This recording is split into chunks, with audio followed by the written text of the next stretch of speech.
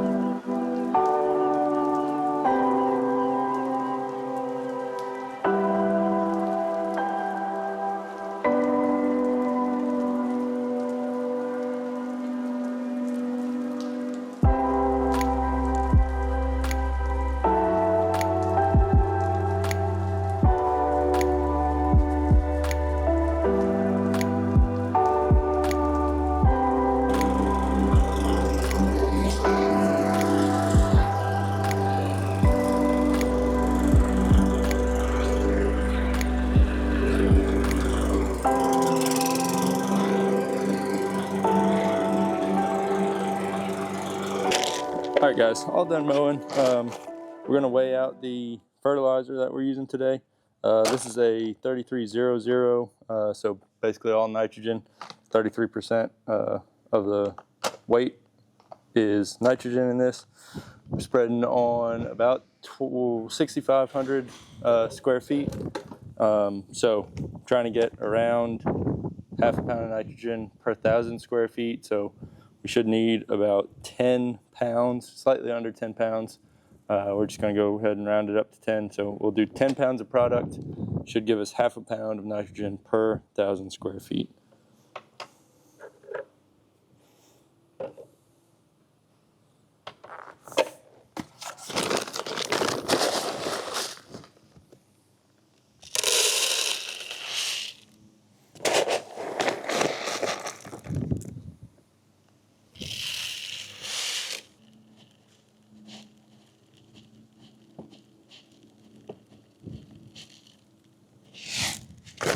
All right, that's right at 5 pounds. Do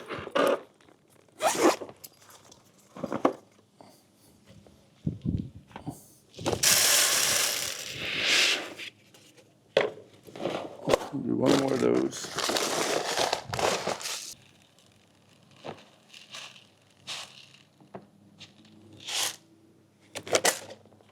That's 4 pounds. It's 9 total. One more pound.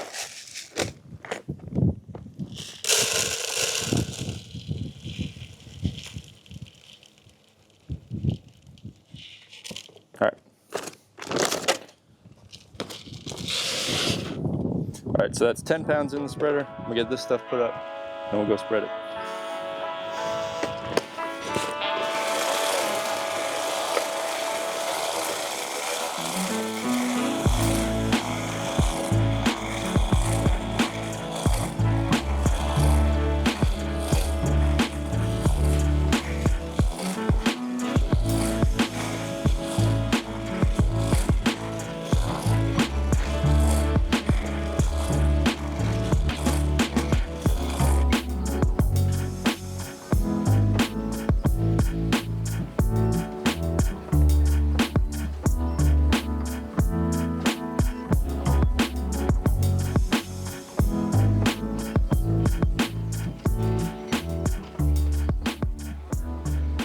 All right, now it's time for arguably the most important part of the process, making sure everything gets good and watered in. It's a pretty windy day, so I'm gonna have to do a bunch of overlapping, make sure I get good coverage.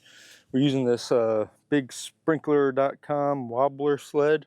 I'll have a link for that down in the description if you want to check it out. So we'll get this set up and flowing. I'll be moving it all around the yard as I get areas watered, and that'll about do it for today.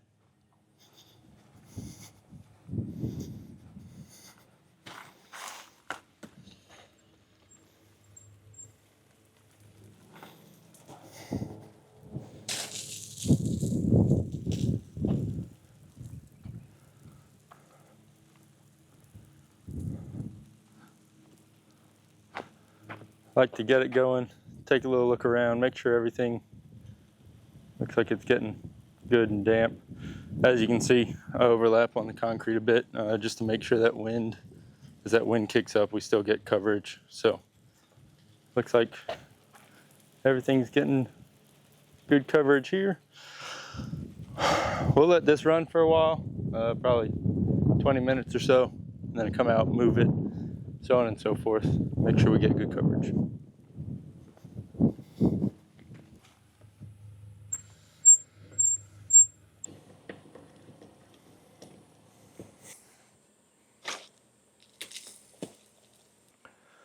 All right, guys, so I got probably 1, 2 more moves to make with the sprinkler. One more to get this area right here behind me, and then another one to get the yard on the side of the garage. Everything seems to be watering in pretty well.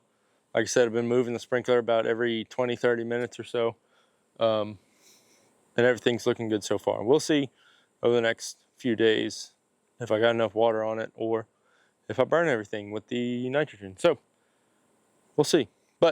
think I'm gonna wrap this video up here. Those are my 3 top secrets that aren't really secrets to a nice, green, healthy, thick lawn. Got to get it cut when it needs to be cut, fertilized, and watered. I think that's about it.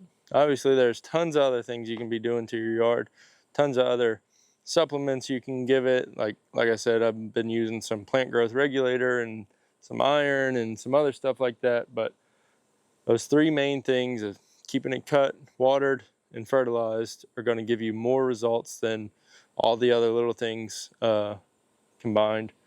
Like I said, going to continue to work on getting these weeds knocked out of the yard.